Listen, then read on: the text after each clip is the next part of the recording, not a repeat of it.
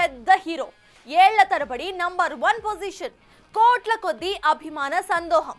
ఇంత ఉన్నా సరే ఈ టాప్ స్టార్ మాత్రం తన సినిమాకి బడ్జెట్ విషయంలో గట్టి సవాళ్లే ఫేస్ చేస్తున్నాడట. అది కూడా 100 కోట్లు కొట్టిన క్రేజీ డైరెక్టర్ సినిమాకి అవ్వటం ఇక్కడ గమనార్హం.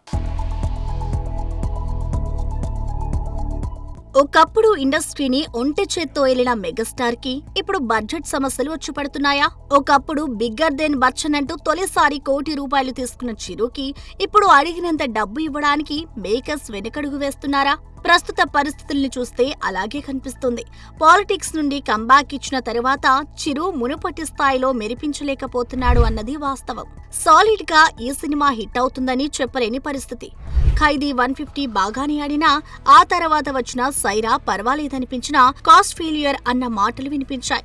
ఇక ఆచార్య అడ్డంగా పోవడం, గాడ్ ఫాదర్ గాడి తప్పడం, బోలా శంకర్ బోల్తా కొట్టడంతో చిరు జడ్జిమెంట్ మీద అనుమానాలు మొదలయ్యాయి.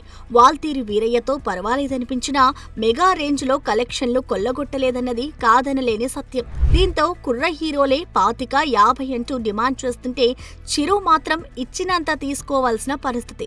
ప్రస్తుతం మల్లిడి వశిష్ఠ దర్శకత్వంలో చేస్తున్న విశ్వంభరాకి పెడుతున్న 300 కోట్లు తిరిగి వసూలు చేస్తుందా అంటే అనుమానమే. మరోవైపు అనిల్తో చిరు చేస్తున్న సినిమాకి అడిగినంత బడ్జెట్ ఇచ్చే సాహసం చేయట్లేదట షైన్ స్క్రీన్స్. ఒకప్పుడు చిరంజీవి సినిమా అంటే కలెక్షన్లతో డబ్బులు రాబట్టుకోవచ్చనే నమ్మకం ఉండేది. కానీ ఇప్పుడు లేదు. సినిమా బాగోలేదు అని టాక్ వస్తే రెండో షోకి అటువైపు పోయేవారే లేరు. అది చిరు సినిమా అయినా సరే ఇప్పుడు చేస్తున్న విశ్వంబర సూపర్ హిట్ అయి 500 కోట్ల వసూళ్లు కొల్లగొడితేనే అనిల్ రావుపూడి చిరంజీవి సినిమా తీసిన ప్రయోజనం ఉంటుంది. అలా కాకుండా క్రేజీ కాంబినేషన్ అంటూ సినిమా తీస్తే మాత్రం నిర్మాత అస్సాం అయిపోవడం ఖాయమంటూ చెవులు కొనుక్కుంటున్నారట నెటిజన్లు. For more videos like this, subscribe Big TV channel.